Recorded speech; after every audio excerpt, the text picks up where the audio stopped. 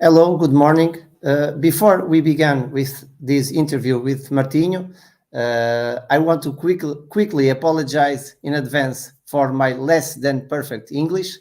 For that reason, I will speak very slowly during this interview. Despite that, I've put a lot of effort into preparing for this interview, and I hope that makes up for it. Thank you for your understanding. And now I will introduce my guest, Martinho, and we will speak with him about the futures of payments in crypto in the real world. Hello, let me present my guest. Hello, Martinho. I will unmute you. Okay. Good morning, Martinho. Welcome. It's an honor to have you here as my guest today, especially for this reason. It is my very first interview in English for the channel. To my followers who might not understand it, I will apologize, but I believe this type of conversations will bring more value, insights for everybody or anyone interested in this world of crypto. Thank you for joining us. I will start already with the introducing question that is about the guest, about you. Can you tell us more or a bit about your background and how you got involved in this world of crypto?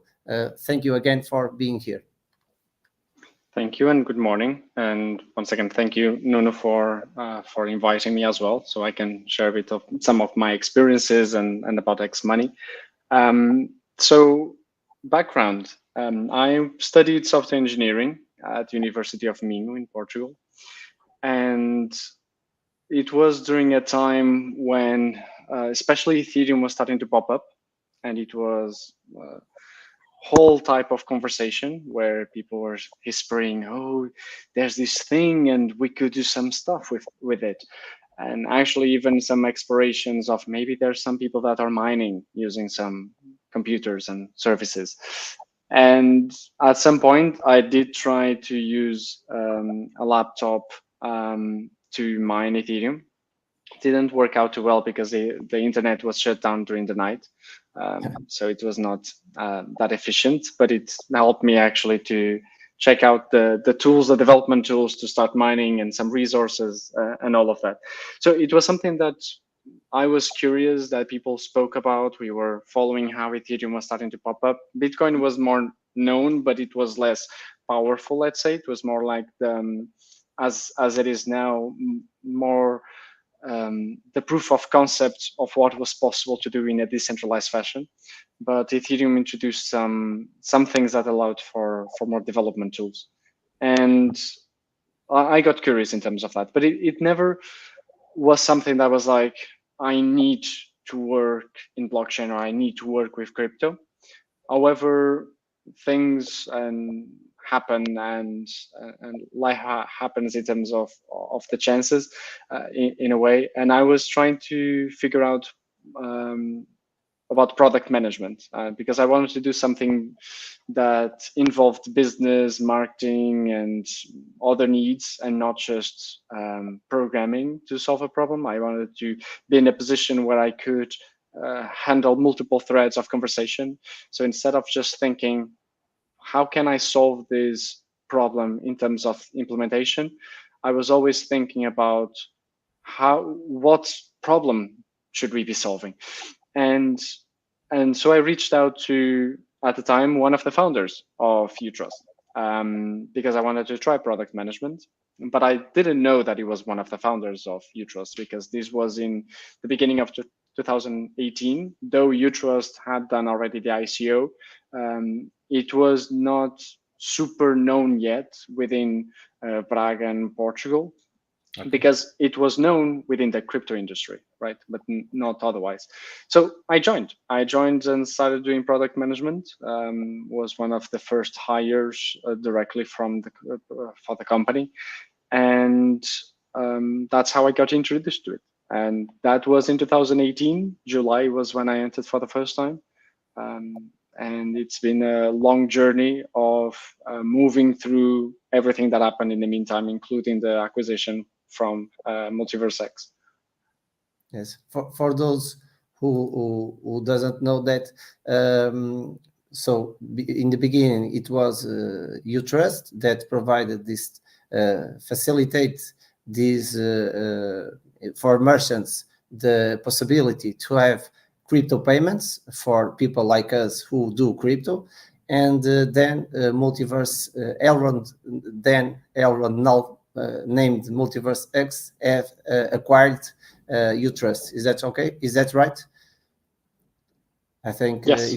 that the process. So Utrust is now XMoney, and Elrond Gold that acquired Utrust, the company, is now Multiverse X for those in crypto that haven't seen that has changed, because I think there are people in crypto that aren't aware of that too. So it is important to.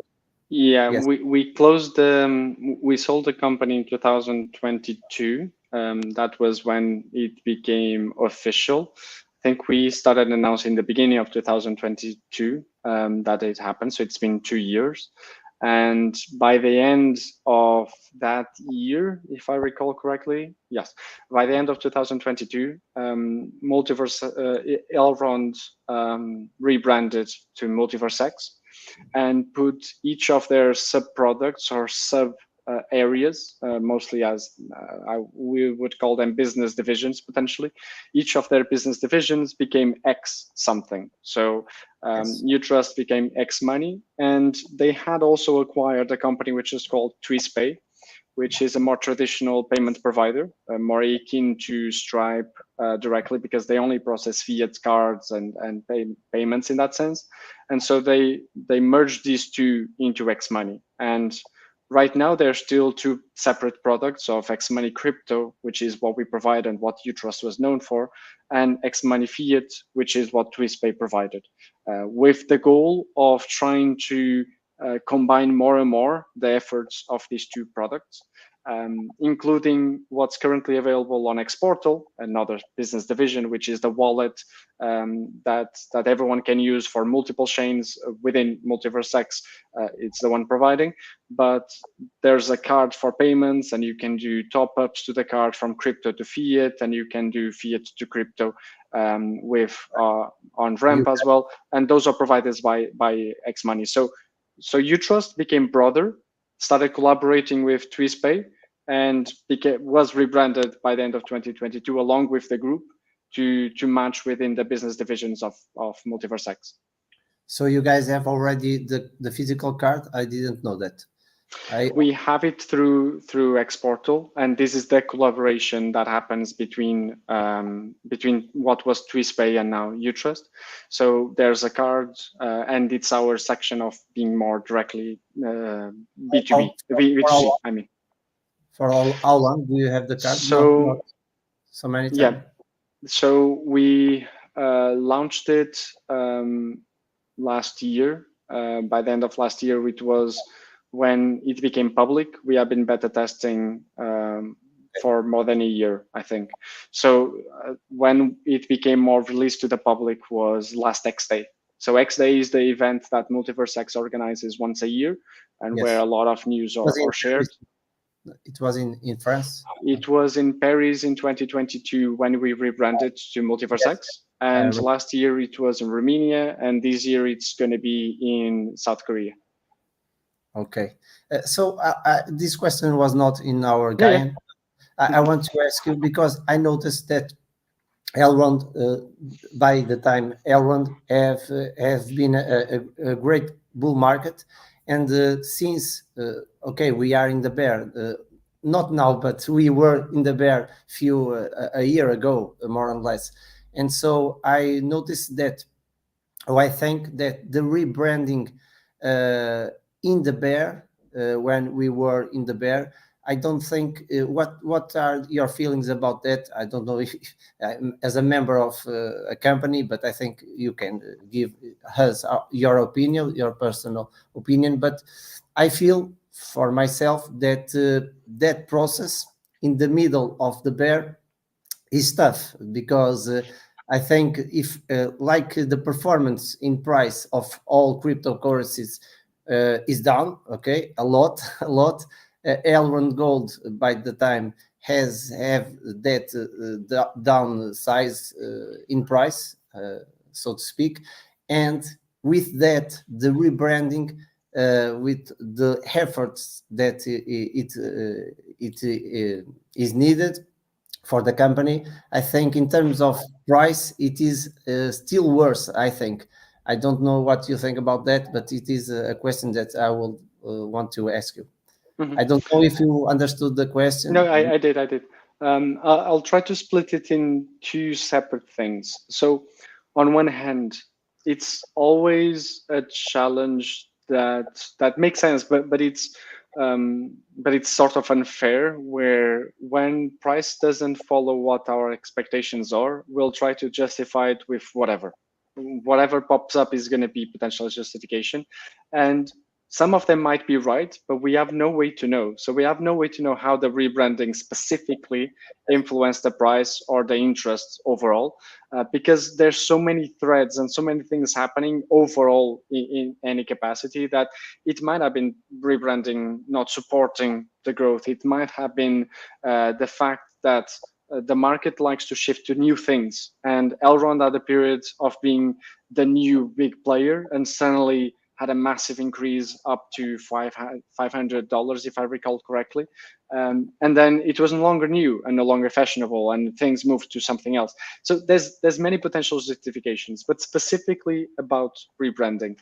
In general, from my understanding marketing wise, almost any rebranding is going to be a huge challenge towards the company.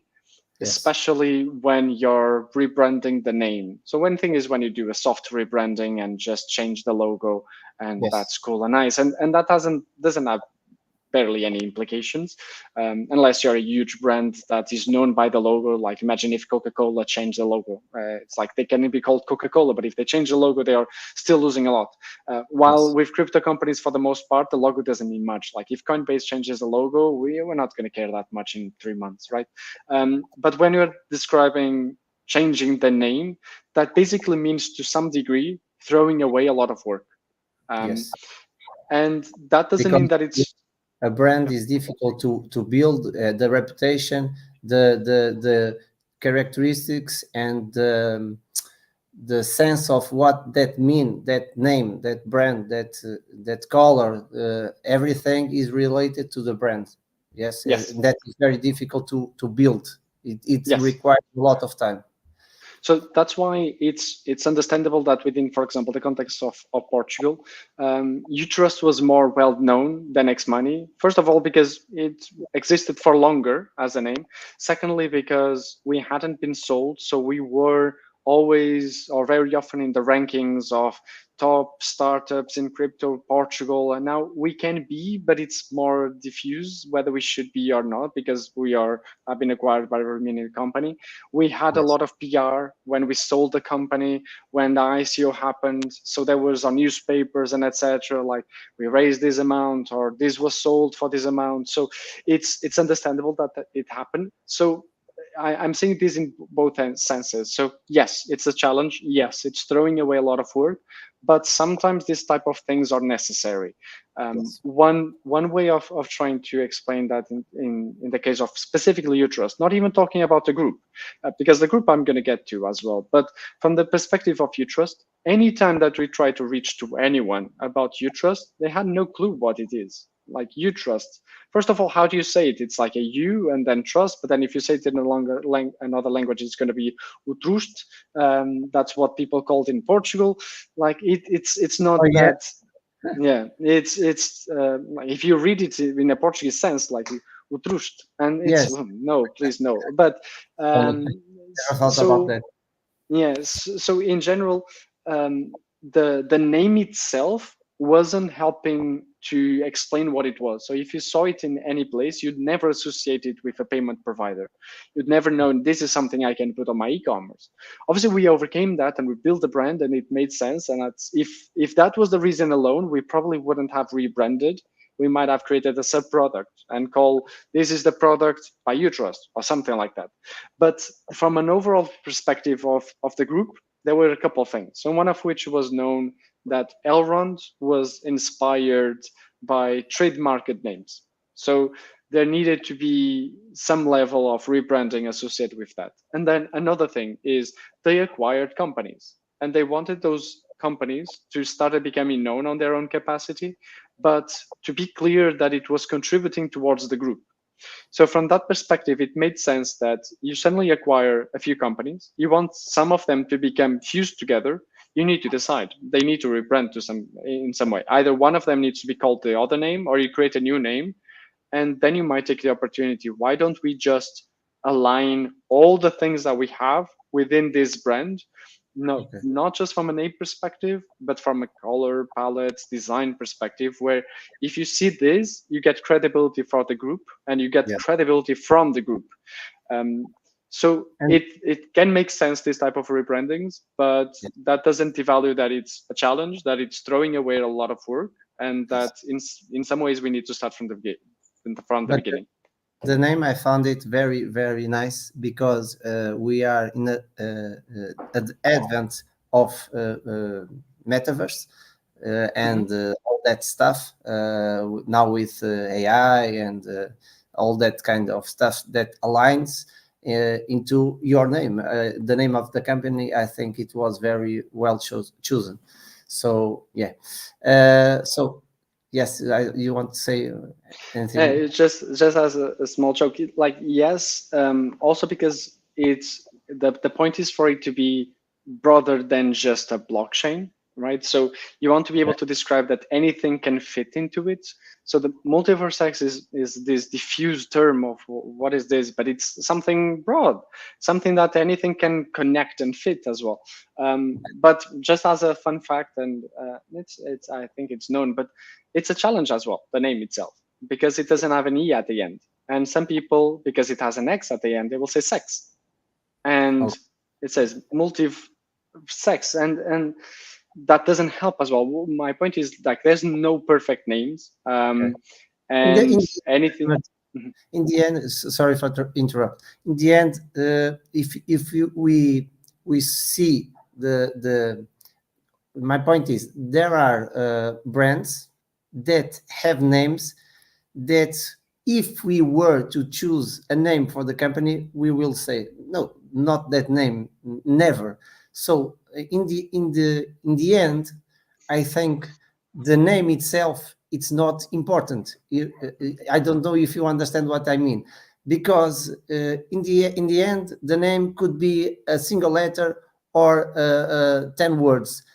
The job, the work, the values that will bring that brand will bring are more important. So we see brands that have strange names and still they are huge brands, you know. So I think it is very important, and we put the companies, I think I don't doubt, put a lot of work choosing that names, but in the end it is important, but it is not that important. But still, I think the name again is well chosen. Yeah, I agree with you. It's a lot about pros and cons, but at the end of the day, what matters is what value are you bringing, and it's not the name that you have. But I understood the part of the connotation, bad connotation with sex and all that stuff. So not anything against sex, but I understood what you told us. So let me see my questions. What is XMoney, and what role does XMoney play in driving for mass adoption in cryptocurrencies in Portugal, because there are already use cases, and globally in a more broader way? Mm-hmm. So I will focus more on XMoney crypto because that's what Utrust was, and that's where the part that I'm focused on and work, but just with a small connection with the XMoney fiat part. So yes. Picking from that product of Utrust and potentially one of our main products, we are a crypto to fiat payment provider. That's the easiest way of describing. It's the easiest way for people in crypto. For people that are not in crypto, it would be where something like Stripe and PayPal, you get euros in your bank account, but your clients can pay in crypto. Like, you don't need to deal with the volatility. You don't need to be concerned about it. You don't need to know about blockchain or crypto, but your clients can pay in crypto. You still get the amount that you expect in euros, and you pay less fees. That's important. That's the part that we do. That's what we provide. It can be either e-commerce, where you're putting as a payment option after the shopping cart. So you add items to the shopping cart, and then you decide to pay, and you can choose pay with credit card, or you can choose to pay with crypto. That's one of the approaches. The other approach is invoicing. So in general, I might have a custom item, or I might have a service, or I might be a contractor, and I will generate a payment. I'm expecting to get 1,000 euros, and you can pay with crypto, and you just go to the dashboard and create it. So that's the basis of what we provide. And this is possible because we work with a license in Estonia, and we'll work with a license in Portugal for different things currently. At some point, we might start only using one of them. And an advantage within this capacity of the group, and what I was describing about XMoney, is we can also collaborate with services from what was TwistPay, so XMoney Fiat, and that is, they have a license in Romania to operate in the credit card, the card space for fiat payments. So that means that on our side, we cannot work with collecting our card numbers to process a payment, but they can. And so we can connect these two. And so one of the things that we do is on Xportal, another product, currently only on Xportal. At some point, we might start enabling this for other players. But on Xportal, we allow you to have a card for you to top up your card with crypto, and also buy crypto in it. Xportal is the app? Yes. Yes, I have that app. Okay. Yes. So there's a section there on the bottom where it's the cards, and that is made possible by XMoney. So the part about that, there's another one also. If you on Xportal, if you choose to buy e-gold, for example, and now other currencies as well, you're actually making a payment through us, like a reverse payment where you're using fiat and getting crypto, and it's XMoney Fiat processing the fiat part. They transfer to us, we buy the crypto, and we send you the crypto. So that's what's made possible. You are not fully aware about it because it doesn't make sense to bring too many names into it. Like, it says XMoney at some point, and you see it on the terms and conditions. But the point is, and I think that's going to connect with another question that you're going to make at some point, it's about user experience. So we need to simplify things. Like, no one, a normal client doesn't want to go to an app and have to know, okay, I'm dealing with this product and this other product, and there's this license and this other license, and they're required to. You don't care about that. You just want to get things done. But that's what we provide. That's what XMoney is for. So XMoney, and that's where, for example, the name fits better. So we deal with money, fiat, crypto. We are able to handle it. We are starting with this first capacity of the products that we had, but at some point we might make this broader and broader, as we have been announcing, and it's more clear that we are that payment method in that way. That user experience, it's for me, and we will talk about the things we think that are important for mass adoption. And I have already said this in my other interviews with other guests. The user experience is very important to be seamless. The broader user or the common person that is not in crypto just want to click a few buttons and wants that it works and not be a scam. We want things to be practical or useful, in the meaning that with a few click buttons we can do things with money. So the seamless, the less names, process, steps we do, the better. I think in crypto we have a lack of that simplicity. So it is very important that, because otherwise, if We want in the early days to be in MetaMask. Nowadays we can charge with euros that account in MetaMask with methods that we haven't before.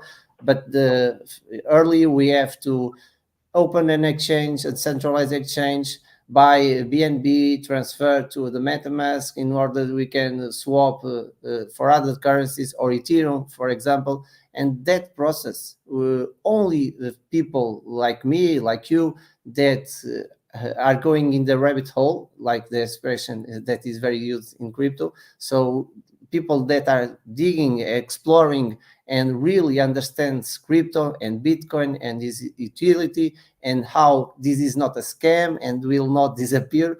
Only that persons put the effort to make that steps. So and I nowadays I'm going to presentations live one time a month here in my region and in Portugal. So I began this in the month before, but no one knows what is Bitcoin. There are persons that even don't know that Bitcoin is a cryptocurrency. So there is a huge distance from what we know, what we understand, this crypto economy world, and the normal people, normal, so to speak. So I think if we create dApps that are very simple to use, with fewer steps possible, and that are practical, useful, to buy this with crypto, to sell this, to whatever reason we can do it with money, with things in the real world, so-called real world. This is very, very, very important. And so I think when I saw UTrust, so I can give practical examples. So in the past, nowadays we talk about that in the backstage.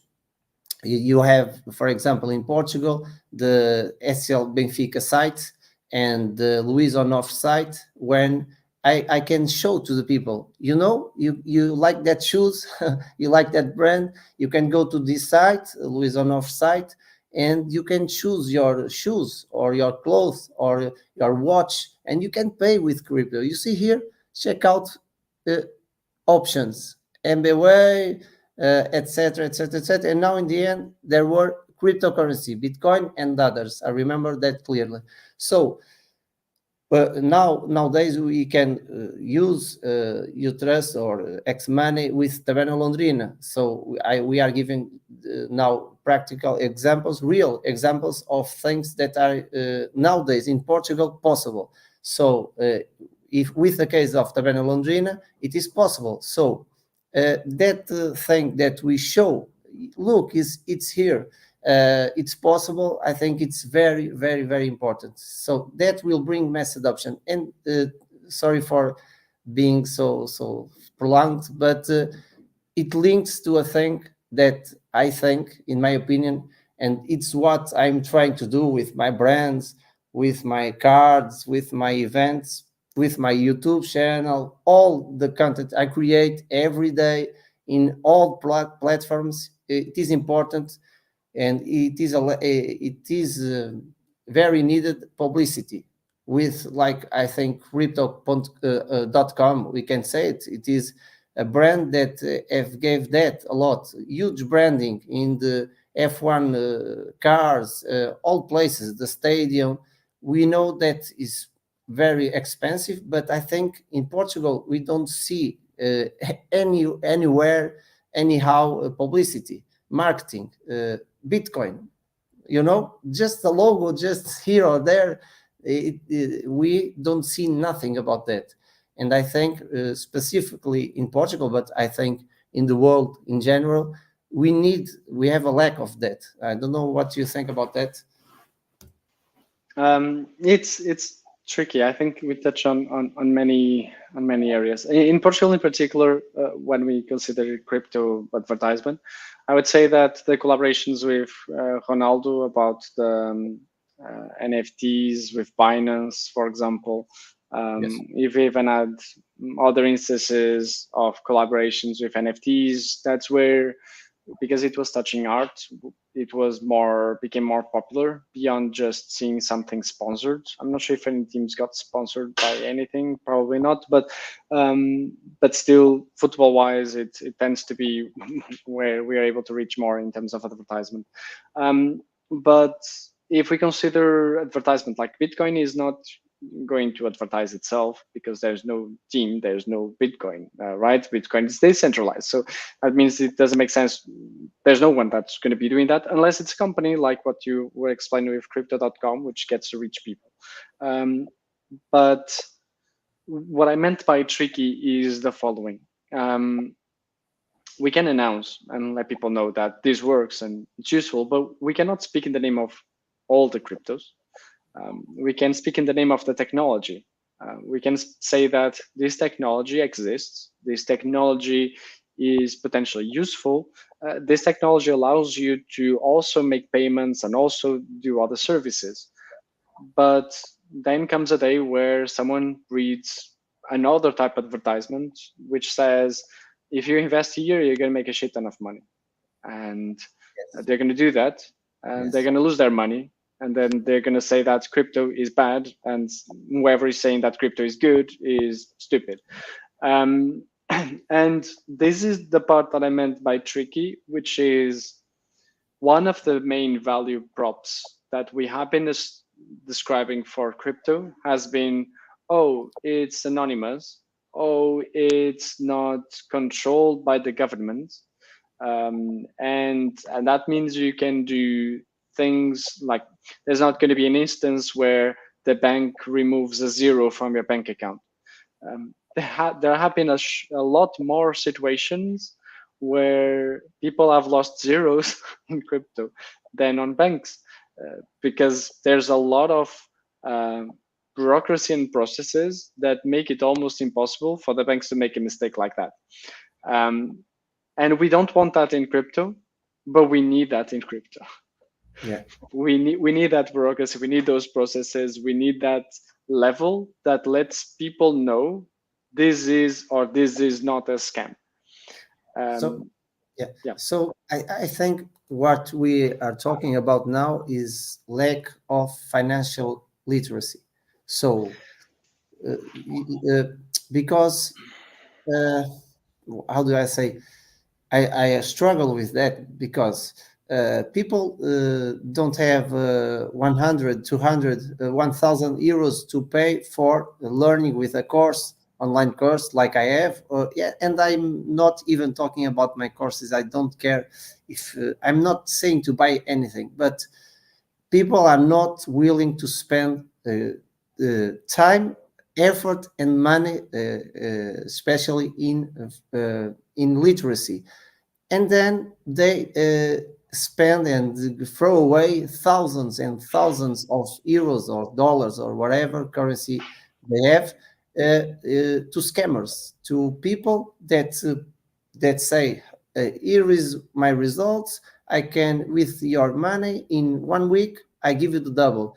People are even capable of falling into scams like, with deep fakes, it will be even worse, that send 1 Bitcoin to this address and I will give you 2. So the lack of financial literacy is so huge that sometimes, and I think this is a broader discussion, I think politicians and are not interested in giving persons the instruments they needed to be aware of these scams, because any person that has put a little effort into studying just a little, they already wouldn't be scammed, by things like that. Give me 1 Ethereum, I will give you 2. It is so basics that I think we have here in Portugal, we are not the last, but almost in financial literacy in Europe, I think. And it hurts see so much dumbness, and awake, man. What are you doing? Why don't you put the effort to stop watching television and scrolling in social apps, and you know, and it is a broader discussion, and I think those scams exist. They utilize crypto because it is really possible to make a lot of money, or percentually speaking, huge amounts of percents more than in financial traditional finance. It is possible. So because it is possible, not when we want, it requires mindset. It requires to buy and hold and understand and wait. It requires time. The most important thing in when we invest in things, it is time, in my opinion. And I lost my idea, but man, it is people need to understand that the governments are not our daddies and mummies. Stop that. We have to understand that we need to have our personal control of our future, not depending on the, oh, this is a scam. Who said that? Oh, I know, because I know what a scam is. It is easy to understand that is a scam. Give me one Bitcoin, I will throw you two. It is a clear scam. So there are, so I understand. I know already what my idea was to say. It is people. It is possible to make a lot of money in crypto, but and then the scammers utilize that knowledge to scam even more the people, because it is really possible. And so they told people, oh, it is possible, you know, that you have saw that, and I in 1 week your money, I will double it. So people fall at that, and it is, for to finalize my idea, it is even more broader. It is about human psychology of money, uh, you know. So it is a very big problem, and crypto is in the middle of it. I think we tend to underestimate or to undervalue some things. So not going too much into the financial literacy case in Portugal, this issue that we're describing of scams is affecting any country. You can have the most financial literate country, and there's many people losing money to crypto. There are some obvious scams, which is the ones that you're describing, but there's also Anchor Protocol. There's also FTX. There's also other instances where a lot of financial literate people were losing money. And I don't think we can expect everyone to do a lot of courses on investment. I agree that to invest, you should have knowledge. But how can you even make sure that you're reaching out to the right courses and the right education and the right books? Because some of them will tell you you should invest everything into Bitcoin. Others will tell you should diversify. Others will tell you how to read a bit better into the team and understand that you're going to lose all the money.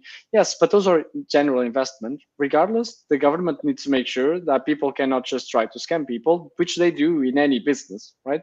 They just didn't have the tools to make it in crypto.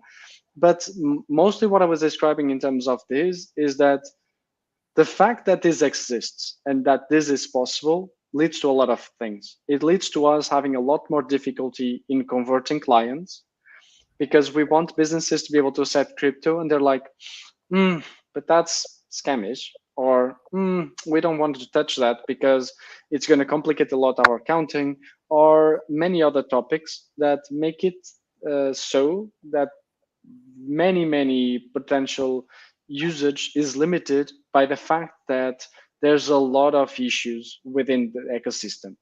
And these issues exist because it's possible to make it in crypto, which is one of the advantages. But at the same time, we don't want to do KYC. Oh, it's a hassle. Now people know my name when I'm using crypto. But without those tools, it's not going to be possible to make sure that there's a safe space for people to use crypto beyond high risk, beyond high risk. So Okay. at some point, you want to really make it possible that someone in Venezuela or someone in any country that is plagued by a lot of inflation, which is incomparable with what we face in Europe and what the USA faces, but someone in any of those countries could choose to go, I'm starting to invest into USDC, or I'm starting to invest in EuroC. I'm going to be paying less fees than what I would pay in my bank, and I can use this to make payments. You want to make sure that they are choosing the right stablecoin to do that. And this is something that's happening, like with the introduction of regulated stablecoins. It brings us a lot of work, like clarity and work, but I was mentioning work from the perspective of XMoney. Like we are having to deal with every couple months changes in regulations, and it makes it a lot more difficult for us in comparison to other projects to just get products out there, because we actually need to deal with all of this and make this possible and simplify the user experience as you're describing. But the fact that this is happening is actually good, because it should start creating that safe space that people can use it without getting risk. That also means that they will not get a lot of money, but that's not necessarily the point. We don't just want crypto, at least personally. I don't think crypto should exist for some people to make money and for others to lose money. You cannot get everyone to win money. Like that's not possible. Like realistically, otherwise crypto would be a printing machine, and that's not something that you want either. So you want to bring back some of the utilities, which are, you want to know that what you hold there is safe.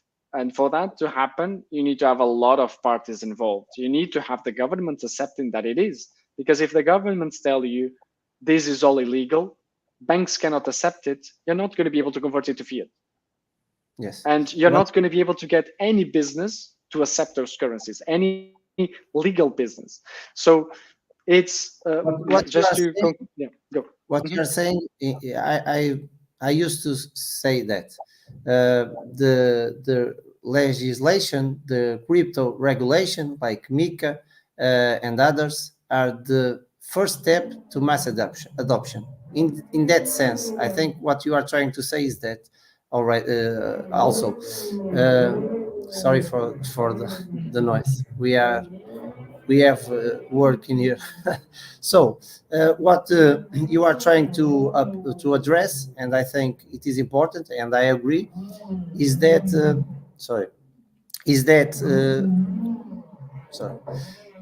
is that for crypto to be widely adopted, we need more regulation, because that will bring more clarity, more security, and will bring people sometimes with a lot of cash or with good business, with good merchandising merchants in the business perspective, and that clarity will bring more people that otherwise wouldn't be in crypto because of that fear to be scammed and not have clear clarity, regulations. And I think it is, I agree with that. And I think it is in how do I say, it is not possible to bring mass adoption without that. Let me just, I think it was your idea that you want to address with this. Yes, it is correct. Yes, partially, which just to conclude that, which is, I think it's a required step to mass adoption. But it's also that without some of this, it makes it really difficult to both get new investors, or like even to clear the name in some ways. I think there was sort of a coordinated exercise to start calling this industry Web3, in the sense like, oh, this is clear from the bad press that happened with crypto in some capacities. And we are facing that again. And while just the last point is, we cannot have the best of everything. This will indeed make it so that there are some value propositions of crypto that will not be quite valid. So we were saying that it was pseudo-anonymous and etc. That's not compatible with being able to make sure that bad players are being put out of the system. That's sort of what I was meaning, like in terms of the value that it brings.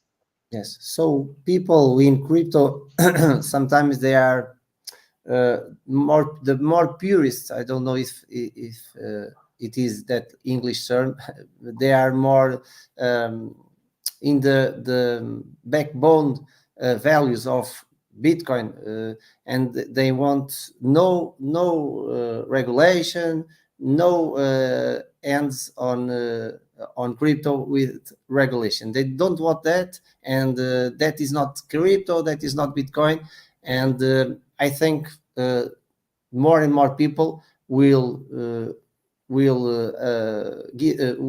step forward and will think and understand what we are saying, that is not possible in that sense. So if we want really to bring Bitcoin, even Bitcoin, to mass adoption and to real utility purpose in real world life, so to speak, we have to give that step with more regulation. In the specific case of Bitcoin, this will bring us to a more more profound discussion. Okay, I think it is a little bit different. Okay, in my opinion, but in general, in the crypto economy, so to speak, it is necessary. It is almost mandatory. So before we go on, just to address this comment that Nicolau said, the price says it all. It is about other commenters that he have put here. This project is still alive, and other commentaries that he brought here. But I want to address this. Yes, it is. I'm very bad speaking in English, but I want to bring this type of conversations to my channel because I think they are very, very important. And I think even with my bad English, we can have this conversation. I am understanding what Martinho is saying. I think he understands my points. And if not, you can say it. That's not a problem, Martinho. And yes, I speak very badly, but even so, I want to do this conversation, and I can do it because I am on my channel, and people who saw the value will stay. People who think the more important is the fluency of the language can go out, and that's okay. We are all here to one purpose, because I am, and Martinho wants that also, I think. It is to speak to a broader audience and to speak about crypto and how is the future of mass adoption of crypto, the crypto economy, like I say it. And I apologize. I have done it before the interview began. So Martinho, Nicolau, sorry. That's my explanation. Yes. So let's continue. We were talking about one key factor already that could accelerate crypto adoption. What are, in your view, other factors that are important to this in order to this happen, and what do you see that is slowing or also this process, Martinho? Mm-hmm. So I think there's a lot of noise when it comes to crypto. There needs to be clear usage and benefits of crypto as a sense of what is it useful for and why should I have crypto. So if why we're saying that you should have crypto is because you should diversify your portfolio, then I could just use an ETF that includes crypto, for example. Why should I be using crypto instead of euros? That is a main driver that we know that within the ecosystem that there's some projects that bring additional value. The example, the situation that I was describing where some people in some countries are so plagued by inflation and they have limited accesses within their banks. They are potentially the biggest ones that could benefit from a fully decentralized system that has no borders and that has not the same type of limitations that is crypto. But those are not the people that we talk about. Those are not the people that we bring to this type of calls across the board. We're talking about money and we're talking about price, and that's why comments are always talking about we just want to get more money. And it makes sense because that's the reason why people are investing, but that's not why you want to bring many things to be possible with Bitcoin. You just want Bitcoin to go up and people are happy with Bitcoin. You don't want Bitcoin to start having a lot of features like you're having with Multiverse X and with others. But that noise that I'm describing to is we have thousands of currencies. Yes. We have thousands, we have hundreds of chains. Some of them are copycats of each other and not actually developing on top of each other. If you want one decentralized system, it's not easy to make it so if you have hundreds of communities that are not collaborating. They're literally trying to tear each other apart. Yeah. And that very often you're trying to tear projects apart. Like the type of comments that we get here in terms of pricing, while at the same time we are actually bringing real value to our clients. I'm not saying that they don't make sense, but they're not helping on bringing mass adoption in any capacity, right? And it's fine, again, it's normal, but do you want to go into investing into a project and then this is all you hear? Is this a scam? Is not a scam? And sometimes people are going to be extremely happy about the project because the price is going up. Then everyone runs out and everyone runs away, and there's a massive announcement or scam, and suddenly the price collapses 99%. Some people got a lot of money and others lost a lot of money. And that's noise. That's a lot of noise. So I think we need to be real. And that's something that I believe it's not about crypto. It seems to be about nowadays, and maybe it was imposed by crypto. There's a lot of FOMO and there's a lot of hype and there's a lot, this is going to be everywhere. We don't need crypto to be everywhere. We need crypto to be, we need blockchain to be a technology that is leveraged for what it's useful for. And very often people are creating things in blockchain that could be done in a standard database a lot cheaper without less people being involved, less stress, everything included. Is not the fastest solution a lot of times. So that has a use case, and people think, oh, blockchain this, blockchain that. So people don't understand that not all or few solutions need blockchain technology. In the sense that with money, of course, because to transfer value and not copy that value or paste it, it is important because we need to assure that value and money is not scammed and not faked. So it is a real use case, and the first and the most important one, it is the internet of money, in my opinion, Bitcoin. So, but in that sense that not or many projects are launched with blockchain technology, but it isn't needed. It is a waste of time and more energy spent and few speed. So in that sense that you are saying. And that's why I think it's more about being able to focus on where the real value is. For example, in the case of our situation, and I'm trying to go a bit beyond what we usually talk about, because it's going to be regulation potentially to remove the noise. It's going to be user experience. It needs to be as seamless as possible. But at the end of the day, and my basis is software and product management, and you need to have a real need. So like, what's the problem that you need solving? And what is the problem that you need Bitcoin and crypto for?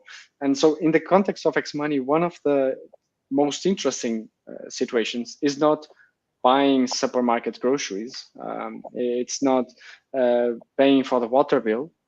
because you need to initiate a transaction because it's very secure, and you don't want someone to have access like subscription service to go into your account and extract funds, right? You don't want that. So from the basis of crypto, so very often you're just fine with euros and dollars, unless again that situation where I was describing that there's a lot of volatility involved and etc. In some countries. But this means that in the context of XMoney, one of the interesting values is B2B transactions across borders. So if you have a company that wants to buy for a service and that company is in a continent and the other company is in another continent, if you try to do a Swift transaction, depending on the value, this might take a lot of time. And by a lot of time, I'm not saying 1 hour, I'm not saying 2 hours, I'm saying a week or sometimes more, because it depends on the amount. And that means that there's a real use case, for example, for them to use a stablecoin in one side, send to the other side, and they just convert the stablecoin into fiat within their own banking system, because banks at some point are going to start accepting more and more fiat. And you're already seeing this within PayPal, Stripes, and etc., involving crypto into the network. And so these are the situations where you're actually bringing real usage and interest. The other situations, clearly, I can just transfer crypto to you. And if crypto, you're starting to use it less pegged to another currency, like it's very uncommon for me to send, not very common, but it's very unusual, let's say, for someone to send you, I'm going to send you 0.01 Bitcoin to pay for this bill that was in dollars. No, you're going to send dollars. You might send dollars worth of Bitcoin, but you're going to send dollars because you're not paying with Bitcoin. And so I think it's also a lot about, we need to be more real. That's my personal opinion. I think there's within this space, and that's what I was describing, there's a lot of hype and FOMO and building on top and going beyond. But if we're not real, then how can you separate what's scam, what's useful, what's not, when should you use it? And I don't think Bitcoin is going to be used for everything. Like if you want value, if you're a business and you have X value and you want to transfer to another company, you're not going to buy Bitcoin and be exposed to 1 or 2 days while you're handling accounting.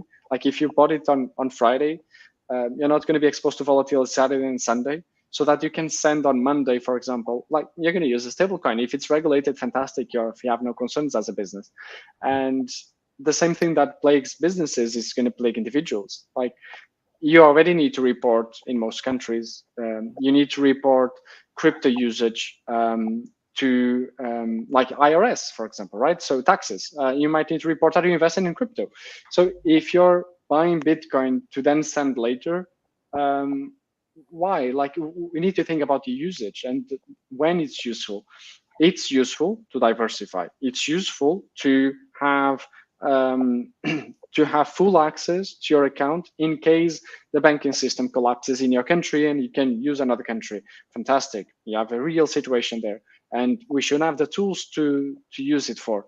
But I don't think, for example, we are going to start using crypto for literally everything. It's less efficient than a sub-centralized system because the banks are sort of a sub-centralized system, decentralized system, right? Each bank has their own system that connects. It's not the same thing, but yeah. Let me address just one issue because I think it is very, very, very important. And it is the case that all you are saying is, I agree, but the importance of you trust and Bitcoin and crypto is also one thing that is very, very, very important. It is an alternative because let me give you an example of what I want to explain and say.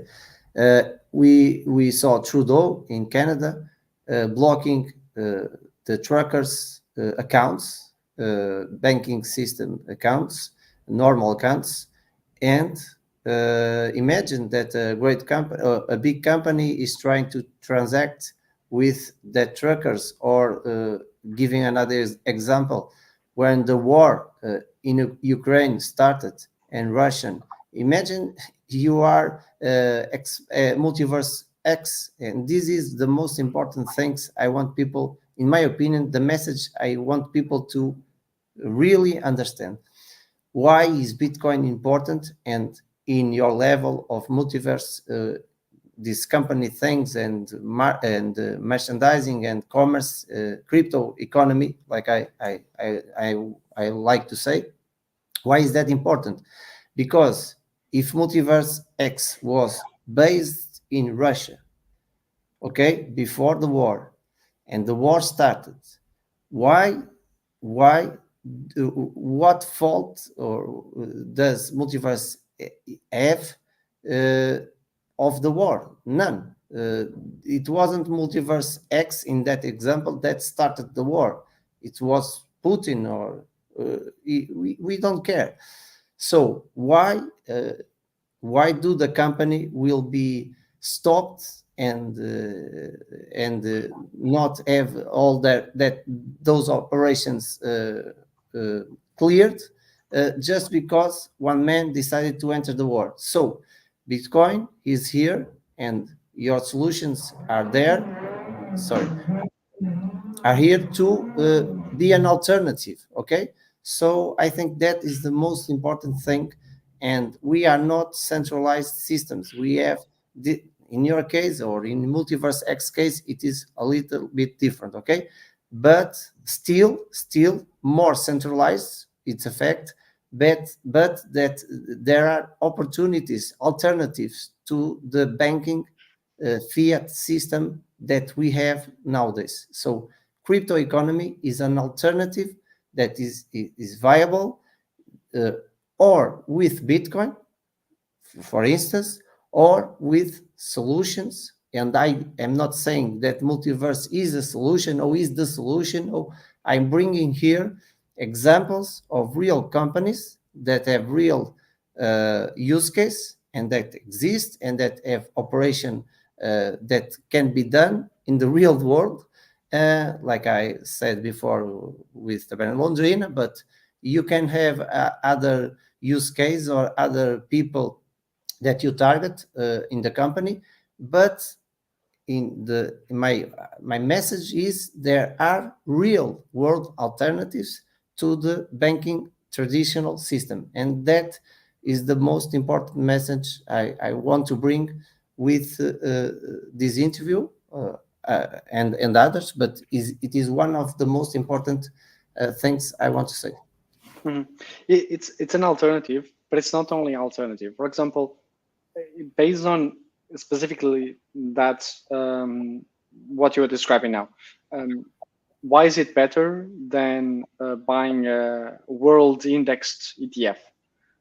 So if I'm having the Vanguard all world, like 3,000 companies, and I have 20% of my portfolio there, or if I would have 20% of my portfolio in USDC, what is the, or who says USDC? It can be Bitcoin.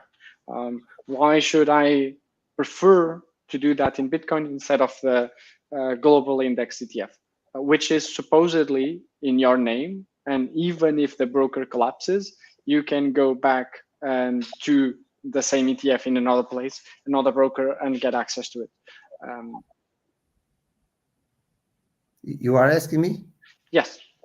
So what is the difference between having Bitcoin or having an ETF that is like Bitcoin in terms of price?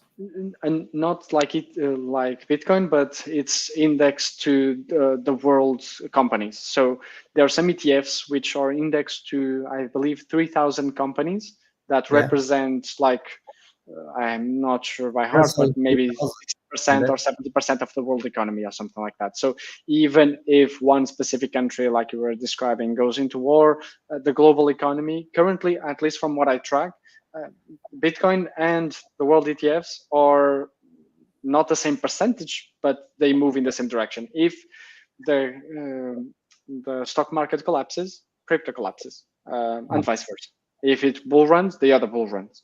The percentages are different, and there's other reasons for Bitcoin. Bitcoin is in general more volatile to change, but it's such it's as subject to the values of employment rate. Like a week ago or so, there was employment rate news on USA movement in the stock market and Bitcoin, and now inflation movement in both as well. So my point is, in the argument that you're describing, at least to me, of this is an alternative. This is an alternative that safeguards you. There's other alternatives that safeguard you in a similar capacity, from my view. Obviously, there's interesting points about crypto, but whenever we try to, my feeling is more, whenever we try to say that it's like the last cookie of the package, like we say in Portuguese to some degree, when we say that this is the best thing ever, I think we're trying to give it, we are again moving into that space, which led to a lot of people trusting influencers and crypto and going into places that otherwise they wouldn't have touched. And we've seen this type of things very often, where we tell people that this is an alternative. They will go, and I'm not disagreeing with it. It is an alternative, but they will go, and this is better because you have full control over it. And they are like, yay. And they lose their words to get access to the wallet. And it's like, this is the reason why only you have access, because you need to know these words. But if it was something else, you'd be able to show your citizen card and get access to it. And I'm not saying it needs to be the same, but to me, it's more, I'm more pragmatic, I guess. And I think it's, to me, I give the value as, this is useful for this case, for this case, for this case, but there's these disadvantages. Be aware about them. And maybe this might not be for you, and that's fine. You might be okay using something else. That's the only difference in my view. I didn't understood what was your question that you were addressing to me, because I'm not saying that all people should have Bitcoin, for instance. And yes, it is that thing you said, it is for real. So if we have Bitcoin in our private keys, not on Coinbase and other exchanges, we can lose it. So, but it is very, very, and that's a real disadvantage. Okay, so, but we have to understand that with more autonomy, we need more responsibility. So it is a thing that I teach and I say, and I think we cannot have everything, but that's in life in general. There are always advantages and disadvantages in all things. So if we want to, if there is a bankruptcy in Portugal, like it had happened with Bash, you can't have that safety. Oh, my money is in the bank. But if there is a bankruptcy, you will try to get your money, and no money for anybody. So if you have Bitcoin and you haven't lost your private keys, okay, that's the disadvantage, but your money will be there. Okay, there are other disadvantages, so like volatility nowadays, like you said, but we can talk about that in other conversation. But volatility, I think it is nowadays this huge, but with time, for me, Bitcoin is like gold 2.0, because everybody that studies a little bit about the history of money understands that Bitcoin will be, for this new digital era, like gold. For me, in my opinion, was for centuries the gold of the physical normal world without digital era. Okay, I don't know if you understand my point. So to make my point, Bitcoin have disadvantages, okay, but it is your money. You can, it is like bring it to your bed and put it behind your bed, like we did in the time of our grandparents. But it is a new type of holding. You have custody of your money without depending of anyone or any bank. So like everything in life, there are disadvantages, but my point is, Bitcoin and crypto economy are alternatives to censor, to blocks, because when Trudeau or anything else just decided, oh, you cannot have transactions with this bank, crypto, religion, and with CBDCs, central bank digital currencies, it will be even worse. And I know it is against what we are saying. We need to combine these two worlds. We need to have a fusion, have regulation, etc. But I see CBDCs like a very, very real danger. Okay, I'm not saying I didn't want a stablecoin regulated. Yes, it will be awesome, because I know I will give you a practical example. You will understand it clearly. If I have crypto in the investing perspective, I buy crypto, bull market comes, my money goes up, and then I want to prepare for the bear. I know the market is heated. Everyone talks about Bitcoin, and 100k Bitcoin is in televisions, and I want to sell. But I don't want to sell to heroes. I want to stay in the crypto economy so I can bought Bitcoin again when it becomes falling. If I had a stablecoin, regulated stablecoin in Europe, for example, in Portugal, in Europe, with Mika, for example, I will have more confidence in put my money, my profits into that stablecoin. Nowadays, I used to call stablecoins the cancer of crypto, because you don't know if USDT or USDC can game over. Yes, you understand, like this, okay, in an instant, in the bear, because in the bull everything is fine, there is money, everybody is happy, but in the bear it can happen. And USDC, that everybody roll up to USDC from USDT to USDC a year or two ago, and USDC almost collapsed, almost lost that its peg, you know that. So I was talking about that on my channel, that people were doing that movement because it is more regulated, it is in the United States, and so on. And I told myself, well, people are doing that movement, but nothing assures that it is like that, it is well regulated or what else. And I was right, because it was a luck for people who have their money in USDC to not disappear everything, because USDC dropped to 81 cents, I think. So the peg wasn't lost for for this. Okay, so what I want to say is Bitcoin is important. It is an alternative. Crypto economy needs to be regulated, is for sure. But the message is these alternatives are important, because in a centralized world, and I reinforce, or I want to make that point, with CBDCs, that will be even more needed, those alternatives, you know. Just one thing, and again, this is the part where I pragmatic. If there's a bank run on Bitcoin, it also collapses. The value is associated with the expectation, just like gold. If everyone starts selling gold at the same time, then gold loses value.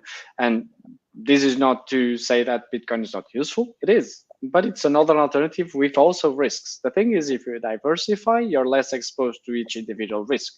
USDC lost a bit of deep peg. USDT as well has. Bitcoin also in one day collapsed 10% or 15%. And if you did it that day, if USA economy collapses, USD collapses, Bitcoin collapses. It's not fully, but it's same thing as everything else. It doesn't have intrinsic value on its own. It's just like gold doesn't have the value that it's currently ascribed to. So yeah, but all of this is useful, and that's where, and perhaps bring it back to the part of payments. This is why on our side, our thing, though we were acquired by Multiverse X, one specific chain, and also what Multiverse X is doing with Exportal, our goal has been, we want to focus on that adoption. We want to improve the experience. We want to make each of these a better way of having as an alternative. And what do I mean by that? We accept multiple currencies. We accept multiple chains. We are wallet agnostic. So we allow you to pay from any wallet that you have. Though that brings us a lot of complexity, a lot of challenges. For example, we cannot implement a smart contract on its own to process payments, which would put more costs into the buyer but less costs into us. Why? Because if you want to withdraw from an exchange, then you wouldn't be able to send it to the payment. Because you cannot withdraw directly to a smart contract most of the times.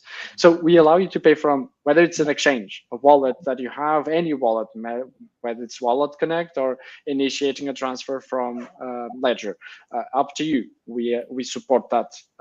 We have multiple currencies and multiple chains, and that is something also that is with the goal of increasing that adoption. Though we are in Multiverse X, we're not saying you must use Multiverse X chain. We are not doing that. Within Exportal, similar. Exportal would traditionally be, this is the wallet of Multiverse X. This is the wallet that you should use. And instead, the approach has been, yes, this is the wallet that you should use for crypto overall, because it also allows you to put multiple chains. You can have Bitcoin on Exportal. You can use services of XMoney, including the card to make payments within Exportal, using Bitcoin and Ethereum, for example. And the goal is also to increase more the number of currencies to make it easier for people. Another example is what we're describing about the words that people lose access to. There's a lot of developments on Multiverse X and Exportal to increase the level of confidence and security for users, the level of backups, for you to be able to assign another wallet as a backup access, or to have like two-factor authentication built into the blockchain. So those are developments that are being done on Exportal as well. And this is a different way of thinking, which is we're trying to bring more these partnerships and cooperation so that there's this less noise within the system, and that you can leverage from what's already existing, and not just, oh, you must use our blockchain to get all the benefits. No, like obviously you're going to get more benefits if you do so, but it's more real. And this is where one of the things I want to separate on the types of payments. So I believe that low value payments, for the most part, like if you want to pay 50 euros, 100 euros or dollars, you're more likely to prefer to use a system like Exportal card, where you're actually using XMoney as well, because that is less expensive to you, because you only paid once to do the transfer of crypto to Exportal card, and then you're not paying anything, because the challenge with crypto as well is that you're offsetting the cost to the buyer. So the buyer needs to initiate a transfer. That's part of the safety. And in many chains, it's very expensive. So if you have low value payments happening on cards that do crypto to fiat, then you're facilitating that part. And on our side, more as in the website that you were showing, we are focusing more on invoicing and bringing customers regarding invoicing. And that means that for businesses, we're reaching out and saying that if you're processing a payment of 50,000 or 100,000, you're going to be paying a lot less fees than if you did in cards. And for the user that already has crypto, it's going to be easier. And usually that tends to be the biggest use case for crypto users is you either want to reinvest what you earned in crypto, whether it is real estate or any other capacity of reinvestment, or you want to leverage from the profits that you got into things that otherwise you perhaps wouldn't. So imagine that someone got a lot of money in investments in crypto. They might be willing to buy a car, like you were mentioning, Ferrari that started accepting, Tesla that accepted Bitcoin a long time ago. So those are things that we had done. Other things that on XMoney we facilitate this adoption is our refund system. So unlike what happened with Tesla, and that led to a lot of complaints, we do refunds based on the value of the payment at the time that the refund is happening. Okay. So if you buy 10,000 euros worth in Bitcoin, and then 3 months later there's a refund for whatever reason, you're going to get 10,000 worth of Bitcoin at the moment of the refund. In Tesla, that didn't happen?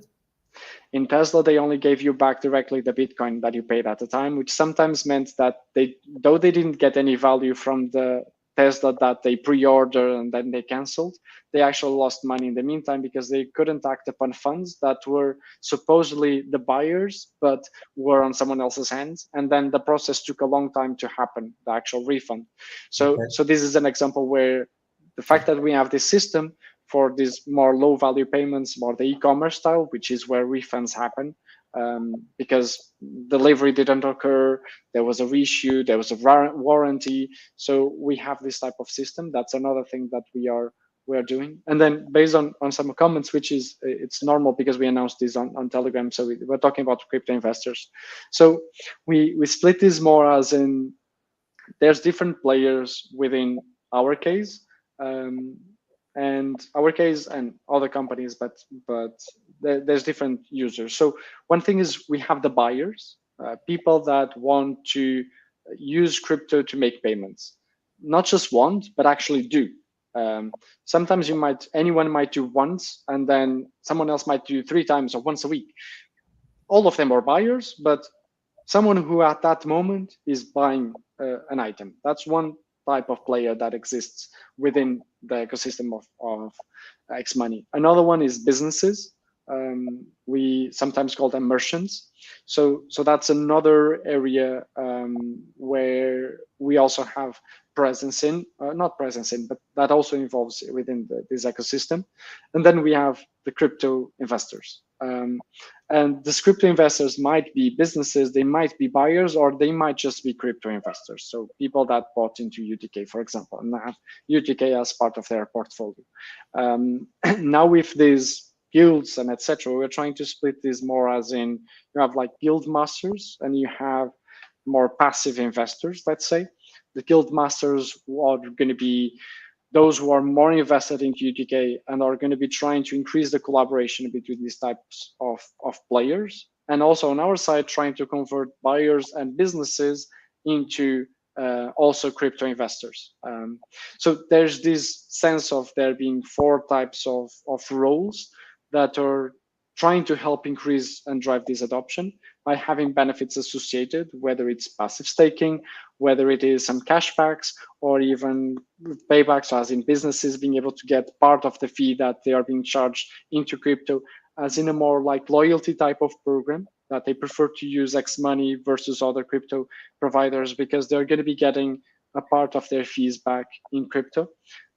So this is what we have been announcing, talking about as in another method that we're trying to do as well, at the same time as we're developing the business by increasing profitability, increasing number of players and businesses that are accepting us, which is a lot of the work that we have been doing in terms of sales and in terms of growth, to bring more volume into the platform, which also benefits this part of the UTK that we're describing, where with more volume, there's more benefits towards the ones that are invested into crypto.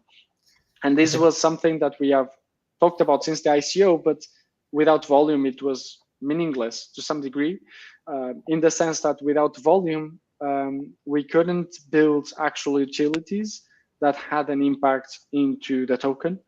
But at the end of the day, even if we had 20 utilities on their own don't increase the price. So it's a lot about interest and reaching out.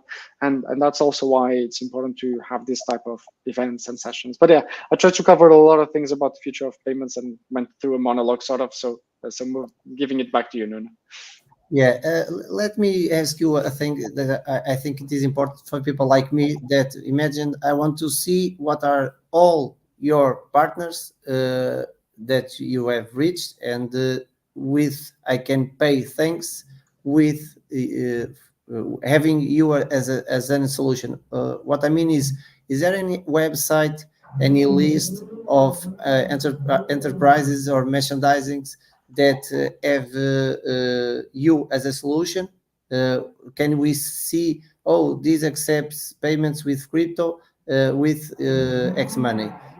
Do you have that list, or how can we check that, or you just announce it as the opportunity comes, and a new, oh, this is a new people that or merchants that accepts payments in crypto with us, and you put it in your social media?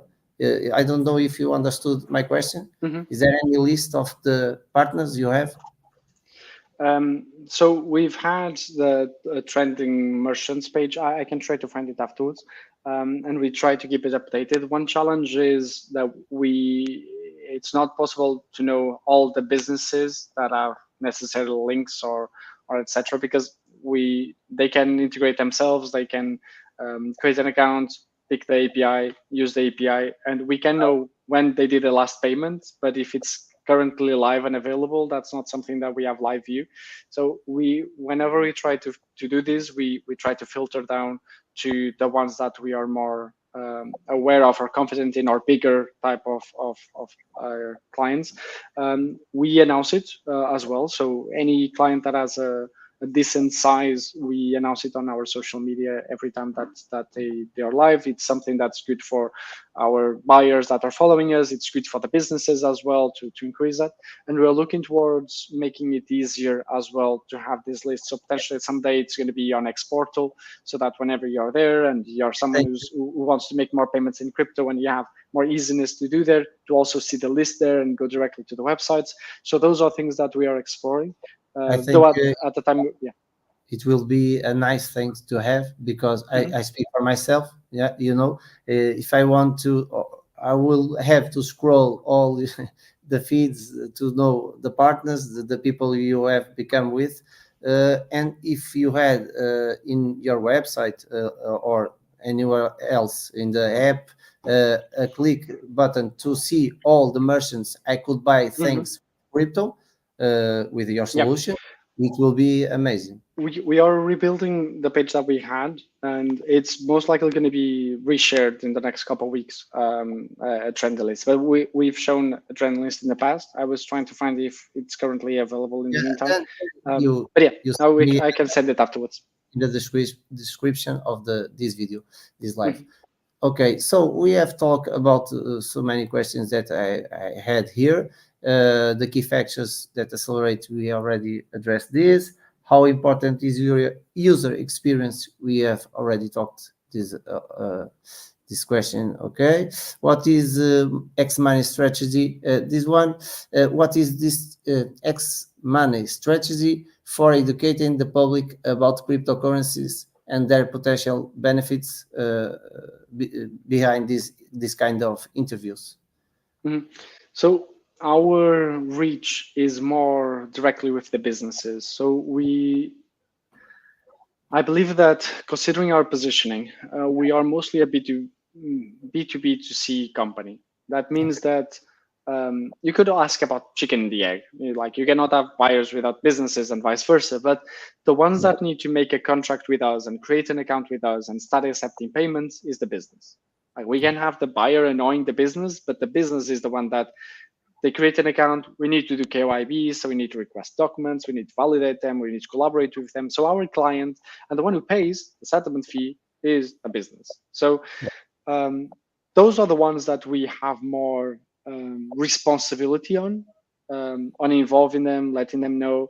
And it's not just the ones that reach out to us directly, because a lot of the work that we do in terms of growth is to find out companies that could leverage from accepting crypto payments, talk to them, explain to them the benefits, and trying to get them to accept it, and then announce it as well. Like, we also have had, and still have to some degree, one municipality in Switzerland, so I believe it's a canton that's called, that accepted crypto payments through us for very small things, but they accepted it through us. And we've had Liechtenstein as well, accepting the administration of Liechtenstein, accepting crypto payments as well through us.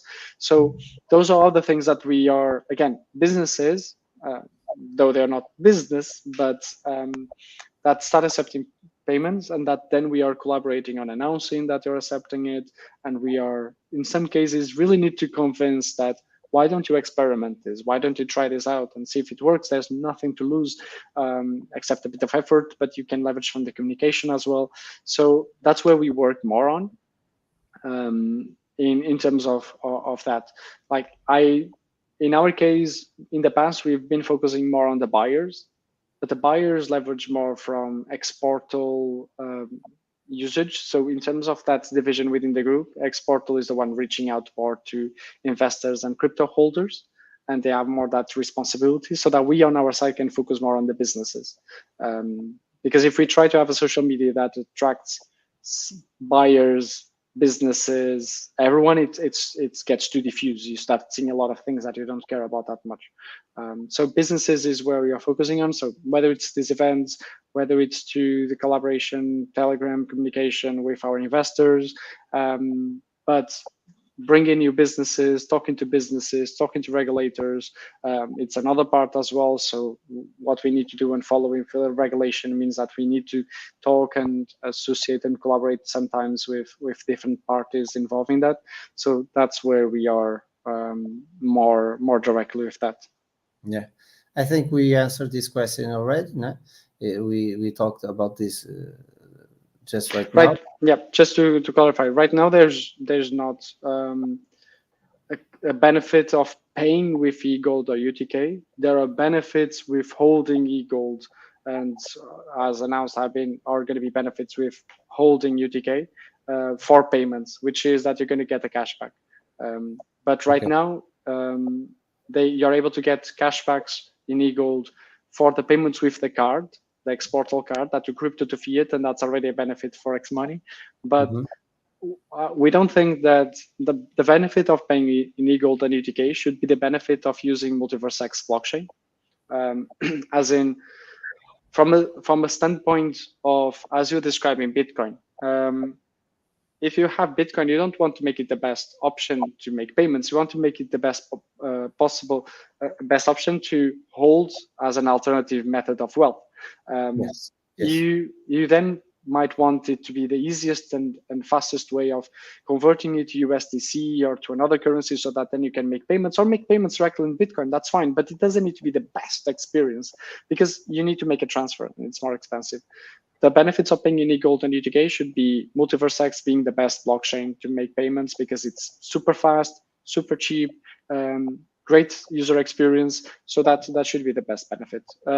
As in what we have announced in terms of benefits, it should be, I want to hold UTK or I want to hold eGold, not to create sell pressure, but I want to hold them because I believe the value of this intrinsic value is going to grow with time, because this is going to become more and more useful, or more and more beneficial. And within that capacity that we're describing is, the more you get, the more rewards you get, the more that should be the level of ownership that you get on that.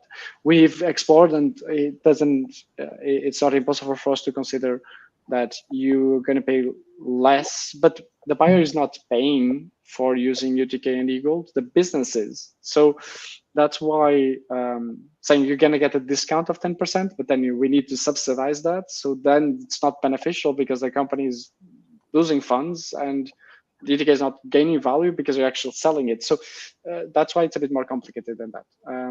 But that's why we've shared the other level of benefits. Yeah. Okay. So to end, and sorry for the time, we have been here for more than an hour and half.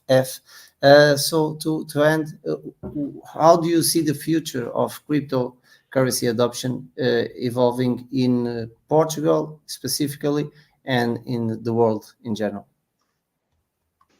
Yeah. So I think it's what we already described, which is with the adoption of certain regulations, the benefit is that there should be less risk associated and friction. But mostly what I'm thinking is, every time that we don't have that, we are like, what's going to happen? Are they going to block it? Can we trust it? Is it safe? And now that it's becoming regulated and it's aware of, we can know, okay, there might be this disadvantage and that disadvantage, but now I'm confident that they're not gonna, in 1 year, say that this is illegal. Like, it's already understandable that it's something that's interesting. So that's one of the things. The other thing is clearly, as usual, the user experience. There are some areas where we still have a lot of challenges. For example, the case of safeguarding your private keys. And there's ways, like I was describing, of Exportal already doing some things. So if more systems already start adopting this, that's great. Then I think another part is going to be collaboration. If there's more collaboration between ecosystems, that's beneficial for everyone. And that's one of the things that I believe is very challenging, because these are like, it's becoming like football. It's not becoming, it has been always like football clubs. You're in this football club and then the other is shit. You don't care about it. No, there's some benefits in the other one. Maybe for some things, this one is better and that one is better, and both of them can grow with each other, and competitiveness is great. And I think it's more in some cases that we need to start collaborating. In other cases, yeah, sure, let's make it split. But I think overall, with these two sides, we're already seeing this, but crypto is becoming more and more integrated into some fiat systems. And we're seeing the reverse. There's becoming more and more possible to put fiat into crypto systems, like what's happening with XMoney. So it's going to become more and more common to start getting some services that give you the best of both worlds. Though they might not give you everything, they might give you the access to get that, and that will give us more confidence to start using the service as they exist. And that if we are on our side, if we do the part of getting more business to accept it, if on export we're able to make it so that the card is the best way of making payments, then we're also helping on bringing that level of adoption. So I think it's going to become less diffused. Like until now, there's a lot of smoke, and people enter the smoke and they don't see anything. I think it's going to become more clear who benefits from using crypto, what type of investments, who wants to make payments and who just wants to invest. I think that's going to become more and more clear, and we're going to get into a space where we are no longer talking about adoption. We're going to be talking like we might have 40% or 30% or 20% or 80% of the world using it. That's going to be the baseline, and then it's going to be improving the experience to those and making sure that it's the best. They are getting the value in the sense of their problems are being solved through the use of crypto and blockchain. And that's when we should no longer be struggling about market shares of who's using crypto and who's not, but are making sure that for the problem that they need, that problem is being solved. Yeah, and do you feel? I want to ask you this question. Just to end? I think in Portugal, how can I address this question? Do you see real more adoption and faster adoption in the case of your business, for example, and on the places you travel, for example? Do you see, oh, this store accepts Bitcoin now, or Taberna Londrina, I saw this in Portugal, but I don't see a lot of this. I believe in crypto, in Bitcoin, for a very reason of factors, but crypto adoption in general, I see it more in big banks, like big investment funds like BlackRock. Like I see it more adoption in those big whales of traditional world than in the retail, for to speak. How is your experience? How do you feel the market? I know you are involved in another environment that I am not. I try to be, like in your case. I try to bring that environment to me, but and that changed our perspective of crypto adoption. But what is your feeling? What are your feelings about that? I think we try to measure a lot the adoption of crypto by the small businesses accepting crypto. And that's not the best way of doing it. One of the reasons is we're discussing before we started the session. One of the reasons is because the two main currencies, Bitcoin and Ethereum, are expensive and slow. And you can start having a business accepting e-gold, but then most people don't have e-gold, and why would they buy e-gold to buy a coffee? Like for many of these currencies, you want them as investment options, as you said, like gold. You don't want you decide to put part of your funds into gold. Why? Because you have a problem, and the problem is you might not trust the bank. You might be concerned about a war. You want to not be exposed to inflation. Like these might be some of the arguments. So if those are the arguments, are you going to go into a place and buy with a gold coin, except to sort of show off? In most cases, I think that's why I've seen coffee shops accepting Bitcoin.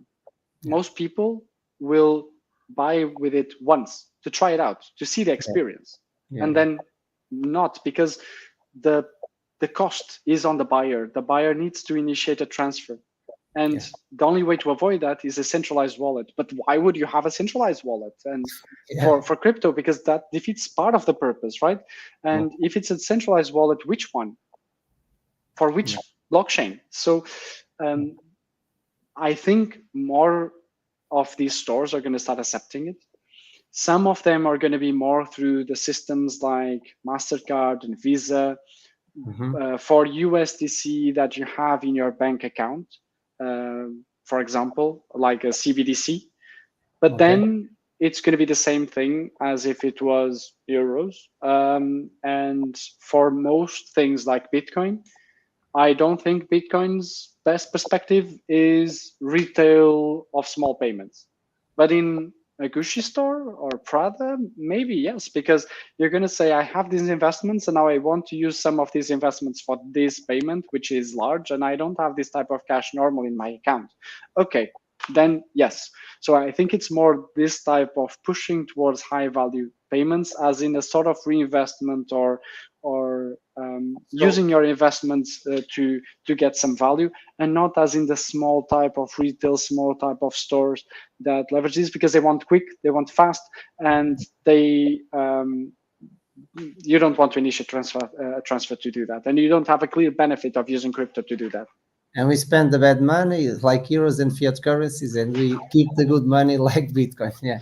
Yes, but why? Because you can still use crypto, but you would use a crypto to fiat card, because then you have all the stores already possible to already use your crypto, whether it's Exportal or Crypto.com or the Binance card that they had that then was shut down. But you have options already to do that.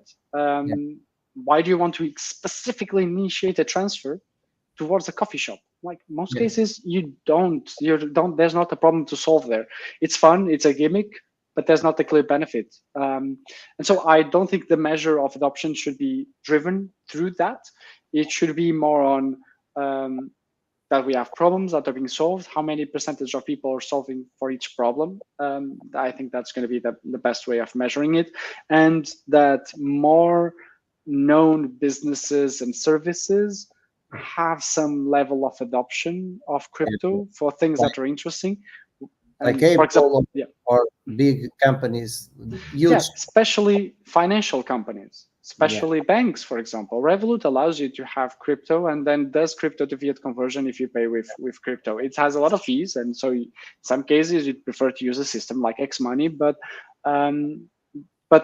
that's the level of adoption that I think we'll have, so that it reaches to a point where you use Bitcoin as if it was gold a few years ago, but you're then able to use it to convert it to fiat, to make a payment, to buy a luxury item, to reinvest. I think that's the stage that we're going to get that, well, basically almost there. We just need to reduce the noise. Then the value that it's ascribed to, it's the Apple value, it's Tesla value, it's the value that we give it to, and inflation and all of those things. So it's a separate, though tied together, but it's a separate topic. And I don't think anymore it's going to be 99% of the world is using crypto. So Bitcoin is now at a rate of 1 million and everyone is a millionaire. That doesn't work. It doesn't play like that.